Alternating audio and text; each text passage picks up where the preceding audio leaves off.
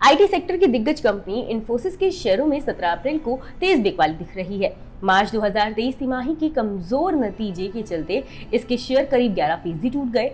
इसके शेयर अभी बीएसई पर 10.88% की गिरावट के साथ 1237.50 रुपए पर ट्रेड हो रहे हैं। इंट्राडे में तो ये 1219 रुपए तक फिसल गया था। ब्रोकरेज भी इसके नतीजे को लेकर निराशा जता चुके हैं। ज्यादातर ब्रोकरेज ने इसकी रेटिंग और टारगेट प्राइस में कटौती कर दी है। देश की दूसरी सबसे बड़ी आईटी कंपनी इन्फोसिस को मार्च 2023 तिमाही में 6,128 करोड़ रुपए का कंसोलिडेटेड नेट प्रॉफिट हासिल हुआ, जो सालाना आधार पर 7.8% ज्यादा रहा। वहीं समान अवधि में इसका कंसोलिडेटेड रेवेन्यू 16% उछलकर 37,441 करोड़ रुपए पर पहुंच गया। चलिए अब जानते हैं ब्रोकरेज की इन्फोसिस के शेयरों पर क्या राय है।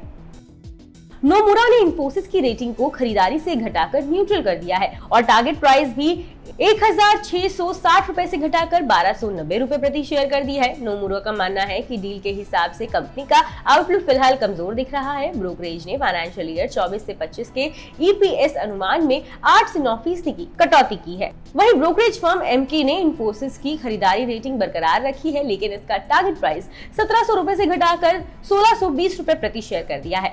ब्रोकरेज ने मार्च तिमाही के कमजोर नतीजे के चलते फाइनेंशियल ईयर 24 से 25 के लिए अपने ईपीएस अनुमानों में 4.4% से 6.3% की कटौती की है। बावजूद इसके ब्रोकरेज का मानना है कि डिजिटल ट्रांसफॉर्मेशन स्पेस में ग्रोथ के मौकों को भुनाने के लिए इन्फोसिस बेहतर स्थिति में है।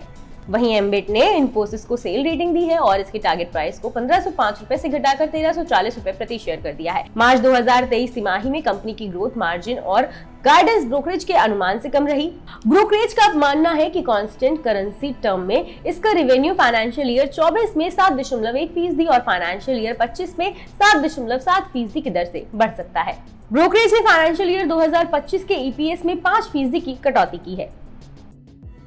वहीं बात करें अगर डीएएम कैपिटल की, तो ब्रोकरेज ने इन्फोसिस की रेटिंग घटाकर न्यूट्रल कर दी है और टारगेट प्राइस 1,594 रुपए से घटाकर 1,390 रुपए प्रति शेयर कर दिया है। वहीं ब्रोकरेज ने फाइनेंशियल ईयर 2024 के ईपीएस के अनुमान में 4.7% और फाइनेंशियल ईयर 2025 के ईपीएस में 6% की कटौती कर दी है। ब्रोकरिंग फर्म को उम्मीद है कि फाइनेंशियल ईयर 23 से 25 में कंपनी का रेवेन्यू 7.9% की CAGR से बढ़ेगा और मार्जिन भी 0.70% बढ़ सकता है।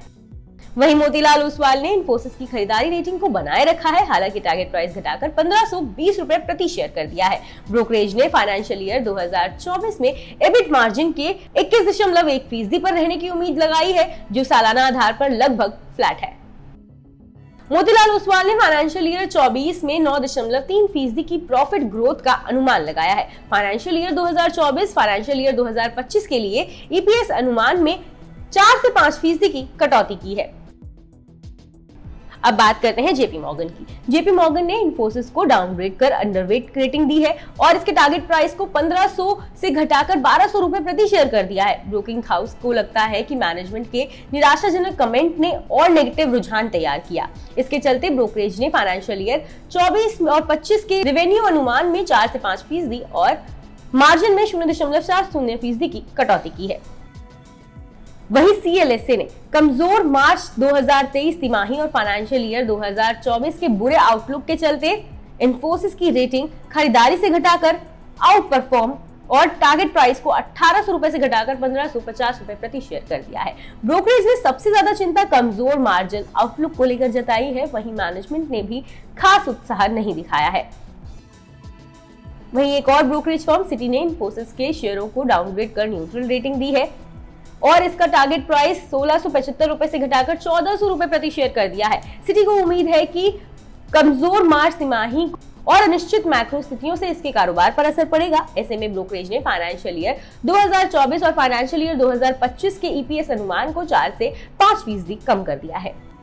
वहीं यूबीएस ने इन्फोसिस को न्यूट्रल रेटिंग दी है और टारगेट प्राइस को घटाकर 1,570 रुपए प्रति शेयर कर दिया है। यूबीएस का मानना है कि कांस्टेंट करेंसी टर्म में इन्फोसिस की तिमाही आधार पर 3.2% की रेवेन्यू ग्रोथ उम्मीदों से काफी कम रही। हालांकि रेवेन्यू और यूटिलाइजेशन में गिरावट को देखते हुए तिमाही आधार पर ऑपरेटिंग मार्जिन में गिरावट को लेकर ब्रोकरेज चिंतित नहीं है। वहीं एक और ब्रोकरेज फर्म बोफा सिक्योरिटीज ने इन्फोसिस को न्यूट्रल रेटिंग दी है और टारगेट प्राइस को घटाकर 1390 रुपए प्रति शेयर कर दिया है। ब्रोकरेज हाउस ने अपने फाइनेंशियल ईयर 24-25 के ईपीएस अनुमानों में 2% और 3% कटौती कर दी है। वहीं मॉर्गन स्टैनले ने इन्फोसिस को ओवरवेट रेटिंग दी है और टारगेट प्राइस 1625 रुपए से घटाकर 1475 रुपए कर दिया है। रिपोर्ट में मार्च 2023 तिमाही के कमजोर नतीजे और कमजोर ऑर्डर बुक को लेकर चिंता जताई गई है। ब्रोकरेज ने फाइनेंशियल ईयर 2024 के मार्जिन आउटलुक के लोअर बैंड को कम किए जाने को लेकर चिंता जताई है और अनुमान लगाया है कि इसके शेयर 9 से 10% फिसल सकते हैं। हालांकि ब्रोकरेज की रिपोर्ट के मुताबिक जून से अप्रैल 2023 में तिमाही आधार पर टीसीएस के मुकाबले इन्फोसिस की ग्रोथ अच्छी दिख सकती है।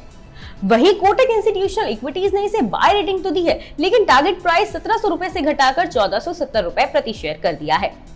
ब्रोकरेज ने फाइनेंशियल ईयर 23 से 25 में रेवेन्यू ग्रोथ और मार्जिन के अनुमान में कटौती की है। रिपोर्ट के मुताबिक कई कामों में आक्रामक कटौती के कारण तिमाही आधार पर इन्फोसिस का रेवेन्यू कम हुआ है। मैक्रो दबाव और अनिश्चितता के चलते, तकनीकी खर्च में सुस्ती और प्रोजेक्ट रद्द होने के चलते इसके रेवेन्यू को झटका लगा। ब्रोकरेज का अनुमान है कि जून 2023 तिमाही में कंपनी का कारोबार सुस्त रहेगा, लेकिन फाइनेंशियल ईयर 2023 से 24 की दूसरी छमाही में बड़ी डील्स के दम पर शानदार ग्रोथ हो सकती है। ब्रोकरेज ने फाइनेंशियल ईयर 2024 और फाइनेंशियल ईयर 2025 के ईपीएस अनुमान में 6 से 7% की कटौती कर दी है।